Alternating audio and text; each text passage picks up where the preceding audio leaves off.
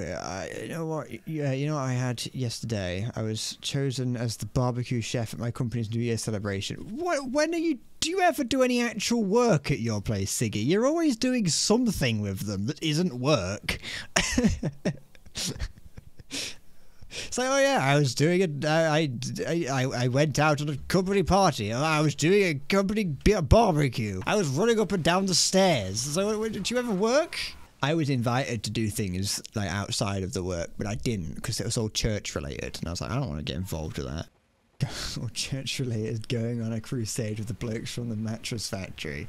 Hey, that wasn't the Mattress Factory. That wasn't the Mattress Factory. The Mattress Factory lads, I probably wouldn't have got. I mean, I'm socially inept, and I don't really like hanging out with people like that. But I wouldn't have hung out with them anyway. This was not the Mattress Factory was not under the banner of a church. And which is why the Mattress Factory would have been a better job in the long run. I did not like being in a job that was under the banner of a church somewhere along the way. They had I was thinking about this last night. At one point, my boss came to me and said that they had an idea for what it is that she wanted to do with the business. And she said to me that she had to go and talk to the elders. I can't remember what it was that she wanted to talk, what the change was. All I remember is that at one point she was like, this is what I want to do. I've got to run it past the elders first. And she was completely straight. Like, she wasn't saying this to be, she wasn't saying that to be like ironic or funny. My dad worked there for a time under a different branch of the church, and he was like, no, that's what they call the people, the people who are in charge of like the people within like the main sort of central inner circle of the upper echelons. They just call them the elders. And I was like, I do not want to be working for a place where the people in charge are known as the elders. There's a lot of things I hated about that place. But the Mattress Factory, on the other hand, to be fair, the Mattress Factory hired a load of temporary workers.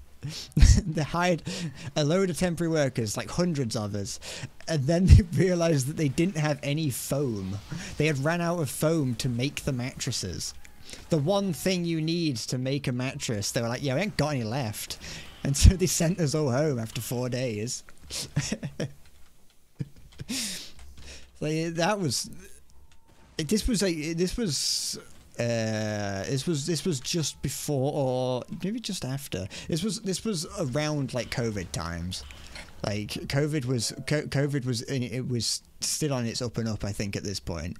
And so like production facilities were like shutting down. But they're like, yeah, we ran out of foam. We ain't got any mattresses to make. We can't make mattresses if we ain't got any foam. Right, let's make it big this year. So if we got the 5,000 mattresses ready. Nope. No foam, sir. We've run out of foam. Sir, I failed to inform you that we've used all the foam. Turns out, mattresses require quite a lot of foam to make mattresses. We only ordered enough to make 5. And we sold those pretty quick. I don't know why they talk. I don't live in Bristol, so I don't know why they talk like they're from Bristol, but, you know. Yes, sir, we just thought that we'd less foam in the making of mattresses. We thought we could just skimp out on the nut. We could add more springs, sir. Got plenty of springs. Got plenty of springs. Got plenty of wood. Got plenty of fabric. And got no foam, sir. We can make a frame out of wood, put some springs in it, cover it with foam. No foam, sorry, sir. Cover it with fabric, sir, and we can pretend like you can sleep on it. It would look like a mattress, sir, but we can't make a mattress from it. Plenty of springs, though. Springs for days. I think is what the kids would say if they saw just how many springs we've got. Plenty of fabric as well. Fabric industry is booming right now. So is the spring industry. Can't find foam though. No foam to save our life. I even went to the deepest depths of the Chinese suppliers. Couldn't find a single one. Weirdly enough, part of my job there, one of my jobs that I had to do at that mattress factory was load foam into a crusher because they didn't need it. Oh well, okay. It was offcuts. It was scrap foam. I was single-handedly responsible. No, it wasn't me. Yeah, they came to me. They said they pointed to this room full of foam and said that foam there. They pointed at the pile of scrap and went, that foam there needs to get in the crusher. And I just went, foam in the crusher. Got it. You know how hard it is to bale foam that's designed to expand when crushed? It's not meant for it at all. Like, you'd put it in. You'd put it in the crusher, and then it would go down, it would crush, and then it would come back up, but it would not have crushed at all. It did not crush. That was a weird 4 days at that factory. That was. I hated it. As much as I say, like, out of all the jobs that I've done, it was probably one of the better ones. I say all. I've done 4. I've done 4. No, wait, no, 3. Never mind. I don't big myself up. I've done 3.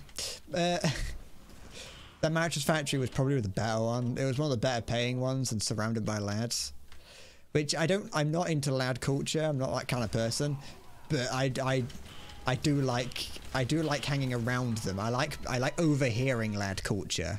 It's like when I was at college doing my my joinery apprenticeship, or my work school as you would call it.